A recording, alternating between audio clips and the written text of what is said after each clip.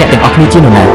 អ្នកបានលួចសាកសឹកយ៉ានវ៉ាស៊ុងក្រុមមួយដែលបានងាកមកសម្រាប់មន្ត្រីពុករលួយនិងបង្ខូចកេរ្តិ៍ឈ្មោះរបស់ពួកគេចោលប្លន់មន្ត្រីនោះក្បួនរថយន្តនេះត្រូវបានអំដំណើរដោយព្រះអង្គម្ចាស់វ័យក្មេង10ទ្រព្យជាតិគឺញូបូហេនីមនុស្សគ្រប់គ្នាសម្លឹងមើលមានសុទ្ធ99បោហេនីយ៉ាហាមើមានសេចក្តីរីករាយជាខ្លាំងពួកគេទាំងអស់គ្នាចង់បដិសេធមិនព្រមយកវត្ថុធាតុដើមណាម្នាក់ទើបតែប៉ះញូបូហេនីយ៉ាពណ៌ស្វាយញូបន្លាបានអ្នកយល់ស្របជាមួយនឹងកាំភ្លើងស្បានទម្លាក់គ្រាប់បែកលើក្រុមអ្នកក្រមបង្គាប់យ៉ានដែលជាម្ចាស់បានហោះបានចម្ងាយ500ម៉ែត្រយូស៊ូមានការចង់ដឹងចង់ឃើញយ៉ាងខ្លាំងអំពីរឿងនេះទោះបីជាខ្ញុំមានអារម្មណ៍ភ័យខ្លាចក៏ដោយប៉ុន្តែវានៅតែមិនអាចបញ្ឈប់បូហេនីយ៉ាបានទេការល្បួងនៃញូបានធ្វើឲ្យគាត់បោះជំហានទៅមុខដើម្បីចាប់កាន់ញូបូហេនីយ៉ាហើយបន្ទាប់មកសត្វស្វាត្រូវបានខ្យល់បក់បោកចម្ងាយរាប់រយម៉ែត្រអ្នកទាំងពីរញ័រខ្លួនហើយរងរបួសខាងក្នុងខ្ញុំគ្មានជំរឿអ្វីក្រៅពីបោះបង់ចោលហើយគ្រាន់តែការចាក់ចេញដោយឈឺចាប់និងអាម៉ាស់មួយញូបូហេនីយ៉ានេះមានសក្តានុពលខ្លាំងវាត្រូវបានបន្សល់ទុកដោយព្រះចៅអធិរាជតៃស៊ូនៃទីក្រុងសពទ្រព្យជាតិនិងញូនៅខាងក្នុងវាមានទេពធីតាដែលមានគ្រឿងសិតមាសទ្រង់បានដើរតាមអធិរាជតៃស៊ូនៃសុំក្នុងសមរភូមិបានសម្លាប់មនុស្សរាប់មិនអស់ក្នុងរយៈពេលជាច្រើនឆ្នាំមកនេះជាបដិញ្ញាមូលដ្ឋានលើឈាមខ្លាយជាសេចក្តីកំប្រាថ្នាអាក្រក់ត្រូវបានគេមើលឃើញដោយមនុស្សអ្នកខ្លះអាចផ្ដល់ផលប្រយោជន៍ដល់ពីគីមខាងខណៈពេលដែលមនុស្សមិនអាចត្រូវបានចោលបានភាពពុតវនៅក្នុងរាជវាំងបានចាប់ផ្ដើមជាមួយព្រះអង្គម្ចាស់កាយហៅគីនឹងបានឃើញពណ៌ស្វាយអំណាចដ៏ទេវភាពនៃញូបន្លានឹងកាត់ឡើងនៅថ្ងៃនេះចង់ប្រើញូបន្លាពណ៌ស្វាយគាត់បានយកសង្គ្រាមសម្រាប់ខ្លួនឯងដូច្នេះគាត់មិនគេខ្ញុំបានគោរពបូជាវត្ថុបុរាណរបស់ដូនតាបន្ទាប់មកខ្ញុំបានប្រមូលផ្ដុំភាពក្លាហានរបស់ខ្ញុំហើយបានយកអារម្មណ៍ឃាតកម្មមួយបានលេចចេញពីគាត់ខ្ញុំដែលមិននឹកស្មានដល់បានឆាប់ចេះចេញពីខាងក្នុងញូអ្នកចម្បាំងពីដាច់នេះដែលមានភ្នែកពណ៌មាសព្រះអង្គម្ចាស់វ័យក្មេងមានការភ័យខ្លាចយ៉ាងខ្លាំងនៅពេលដែលទ្រង់លេចខ្លាំងណាស់រហូតដល់សំខ្លួនហើយដល់ពេលដែលអ្នកចម្បាំងដែលអាក្រក់ពណ៌មាសបានឃើញអ្វីដែលនៅក្នុងនេះគឺជាកូនចៅរបស់អធិរាជតៃស៊ូបន្ទាប់ពីនោះគាត់មានអារម្មណ៍ធូរស្រាលហើយត្រឡប់ព្រះអង្គម្ចាស់វ័យក្មេងនៅខាងក្នុងញូបន្លាពណ៌ស្វាយយឺតនៅតែមានអារម្មណ៍ភ័យខ្លាចជាប់រហូតពេលខ្ញុំក្រោកឡើងហើយញូបូហេនីយ៉ាហាក់ដូចជារងផលប៉ះពាល់ការកោះហៅអំណាចអាចកំបាំងខ្លាយជាការថប់បារម្ភកើនឡើងភ្លាមបន្ទាប់មកវាបានធ្លាក់ចុះគ្នាលើតូចវាច្បាស់ណាស់នៅក្នុងដៃរបស់ព្រះអង្គម្ចាស់ញូបន្លាពណ៌ស្វាយបានសម្លឹងមើលព្រះអង្គម្ចាស់ដើម្បីជាប្រយោជន៍ដល់ព្រះអង្គម្ចាស់វ័យក្មេងទ្រង់បានបន្ទាប់ពីការការពារពីញូបន្លាពណ៌ស្វាយគាត់ជាមួយបងប្រុសច្បងរបស់គាត់ដែលជាព្រះអង្គម្ចាស់បានធ្វើអ្វីដែលខ្លួនចង់បានដើម្បីផ្ដល់ការសង្គ្រោះដល់គេយ៉ាងក្រោមលេខនៃគ្រោះមហន្តរាយជំរំនេះក៏បានប្រើប្រាស់វិធីនេះដើម្បីចម្រិតទីប្រសិនបើជាអ្នកមានអំណាចក្នុងស្រុកណាម្នាក់សៀវវ៉ាងហ៊ានលើកឡើងពីការជំទាស់ជីតានឹងឲ្យគាត់នួអ្វីដែលគួរឲ្យស្អប់ខ្ពើមជាងការបរាជ័យទៅទៀតនោះគឺការបាត់បង់បទរីក៏បានបរិច្ចាគអង្គនិងគ្រាប់ទាំងជាតិដែលខ្សាច់នៅក្រុមគេងដាក់យ៉ាងច្រើនអង្គសម្រាប់ជួយសង្គ្រោះគ្រោះមហន្តរាយត្រូវបានលុកក្នុងការលុកឡើងវិញទៅកាន់ទីផ្សារបាននាំឲ្យមានប្រជាជននៅស៊ូជើបានស្រែកយំដោយទុកព្រួយព្រះអង្គម្ចាស់វ័យក្មេងដើម្បីសងសឹកការប្លន់ការខឹងសម្បាររបស់ខ្លួនបានស៊ើបអង្កេតយ៉ាងឆាប់រហ័សដល់ចៅរៀនវ៉ាស៊ុង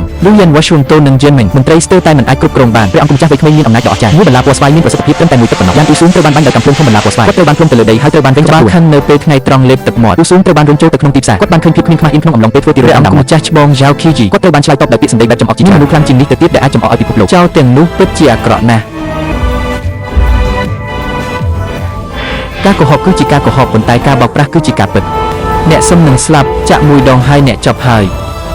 អ្នកទាំងពីរត្រូវគេកាប់ថ្ងៃនេះប្រជាជននៃរដ្ឋនឹងមានអំណរគុណប្រជាជនខ្ញុំនៅខាងក្រោមបានឬបន្ទាប់មកពួកគេបានទេដៃអបអសាទរពួកគេមិនហ៊ានអនុវត្តការប្រហារជីវិតនៅពេលថ្ងៃរហូតនៅយប់នោះយ៉ាវខីជីខឹងយ៉ាងខ្លាំងគាត់ចង់សម្លាប់យ៉ានវ៉ូស៊ូងប៉ុន្តែសំណាងល្អបងប្អូនបង្កើតរបស់វ៉ាងបានមកដល់ទាន់ពេលវេលាពួកគេបានរុញច្រានពួកសាមញ្ញនិងមន្ត្រីដែលបានមកជួយអង្គម្ចាស់ចៅនៃយ៉ានក្រោមជីជីភ័យខ្លាចខ្លាំងណាស់រហូតដល់ជើងរបស់គាត់ក៏ចង់ប្រើបូហេនីយ៉ាដែរហាមើប៉ុន្តែមិនចង់ត្រូវបូហេនីយ៉ាវីដំទេការវិបត្តិវិញទទួលបានជោគជ័យពីព្រោះញូបន្លាពណ៌ស្វាយស្ករដែររបស់គាត់គឺយ៉ាវខីនិងឈៀវ៉ងលោកតាយ៉ាវខីនឹងបានឃើញអូនប្រុសរបស់គាត់ព្រួយបារម្ភអំពីឪពុករបស់គាត់ដែលកំពុងរំកិលញូដោយខឹងនឹងគាត់ក៏សម្លាប់អូនប្រុសរបស់គាត់ការស្លាប់របស់បងប្រុសត្រូវបានវ៉ាងប្រឌិតនៅល្ងាចនេះអ្នកបម្រើឲ្យបានល្អ